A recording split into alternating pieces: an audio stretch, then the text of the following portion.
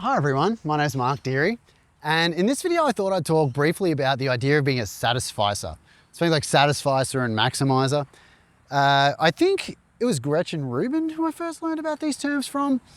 Anyway, it's funny, I was just talking about this morning with my wife because I was uploading, well, as we speak, I'm uploading my 67th video, and I shot it while I was away on holidays, so I used my iPhone to shoot it, and I do not have a workflow for editing iPhone footage. So I originally, to make it look a bit better, I added some like film grain and halation and a bunch of other things to kind of nicen up the like smeary, not very pretty iPhone footage. But, and so I did that and it was fine in Resolve. And then I set it rendering and the render was like, it was long. It was like 3.5 hours. I set it going this morning and yeah, it was, what would you say? Like needlessly long, the render time. I think it was like, yeah, 4 hours or 3 hours or something of rendering. And so I let it render and then I got to the end and I played back the footage and there was an error in the back. They were like, because I was filming it at the beach and if you've seen it, you'll know. But in the back, there was like, on the horizon, there was like the lights to kind of tell boats coming in, like don't come in here, it's a sandbank or an island or whatever. And you couldn't see them in the normal footage. But once I added halation and the grain, because the grain would like, you know, bake into the footage through like blurring. Nobody cares about the technical side. But basically, it kind of exacerbated the problem. It like made them really, I could probably superimpose it on the screen right now so you can see what I'm talking about, but it kind of made it look, it was really distracting. You weren't looking at me anymore, you're looking at it. So like for the sake of a marginal improvement, you know, in looks, because it did look nicer to me aesthetically, but like you would no longer look at me because you were distracted by these glitches in the back, which were, they were like artifacts as a result of the effects. And it's funny because I could have just uploaded the video as is, and that's what I ended up deciding to do. So I kind of was like, oh, I'll set it uploading before I come out to shoot videos. So I waited all day, like I said, from early in the morning, you know, 3 or 4 hours, whatever it was for it to render. And then it finished and I looked at it and I was like, oh, and I instantly saw this glitch, which I hadn't seen while I was color grading it and doing the effects.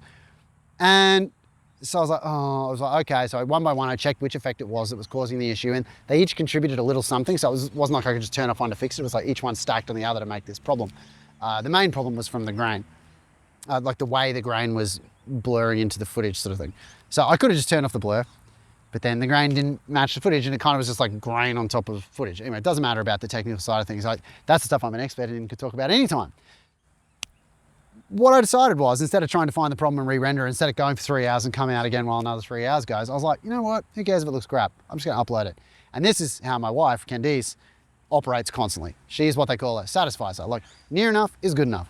So instead of spending, you know, it's like we need a new fridge, let's say, and I could spend like a month researching fridges and pay for Choice Magazine and look at all the different ones and go and inspect it in 4 different stores and try and find the best price. Or I could go, I need a fridge. Yep, this one looks good, buy it. 2 seconds, right? Like just go do it.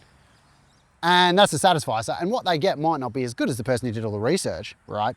But is it going to be that much worse in 99% of cases? Probably not. And sometimes you'll get burned if you're a Satisficer, but you'll be busy doing things and it won't matter. Whereas the Maximizer, the person who does everything perfectly or tries to get the absolute most out of everything, you know, they're kind of stuck wasting a lot of time. And maybe that's good. Like, I don't think Gretchen Rubin's point was that one was worse than the other. But my point is I am far too much in the Maximizer camp and it does not help me. I don't benefit from it. If I do things quickly, they're just done. This video, who's gonna judge that video I made based on the no grain? And I'll try to upload samples. If I don't, it's because I'm Satisficing and I decided not to include them. But yeah, basically, without the grain, like it looked like iPhone footage. With the grain, it looked like iPhone footage, niced up a little bit by grain, right? But it didn't look good. It was, you know, it was what it was. It was like not lit right and it was the end of the day and stuff. So, what do you do if you're a Maximizer and you wish you were a Satisficer? I think it's pretty much just, it's funny because Candy just started reading a book by Mel Robbins, who wrote the book Let Them. She just started reading this book. And her most famous book before that was called The 5-Second Rule. And I'm sure everyone's heard about it. We'd never heard about it, but it's this thing she invented where basically like when she doesn't want to do something, instead of thinking about it, ruminating on it, spending ages, she just goes 5, 4, 3, 2, 1, and then does it. And I think that's a great way to become more of a Satisficer because it'll just be what it'll be. It's like, oh, should I upload this on it? 5, 4, 3, 2, 1, upload. And that's what I did. So I re-rendered the video, which had taken like 3.5, 4 hours to render. I re-rendered it with no effects on it, just as it came out of the iPhone. Took 2.5 minutes to render. So ridiculously quicker, 2.5 minutes.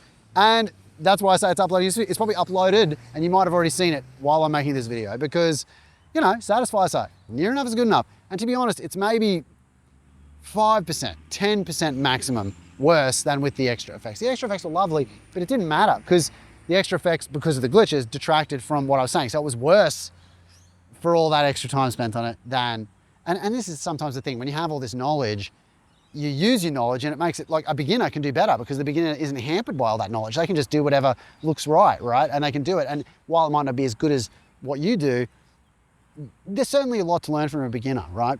And so I think, yeah, there's a lot of advantages to being a Satisficer, especially if you aren't one. Whereas for Canny, I think there's times where it would make sense for her to spend more time, make a more labored decision or whatever, right? Like so, but then she's very good at both. She's just excellent at everything in general.